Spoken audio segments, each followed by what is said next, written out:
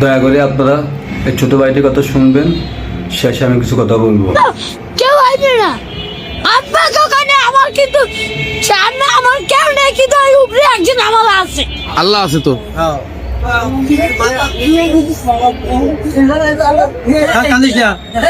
বাবা কানে কাটিনি বাইরে তুলে গাল দেয়। কিছুদিন ধরে এই ছোট ভাইটির ভিডিওকে নিয়ে বড় বড় কন্টেন্ট ক্রিয়েটারে অনেক ভিডিও বানিয়েছেন। সে বলে ধোঁকাবাজ, প্রতারক।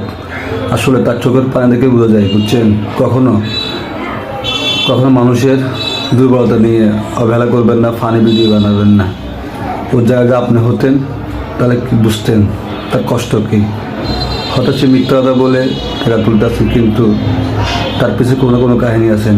আপনারা বলেন কি সেই গাঁজা খায়, মদ খায়, এটা ভালো না ভাই। কখনো মানুষের কি বলবো, আর কখনো মানুষের কথা বলেন না।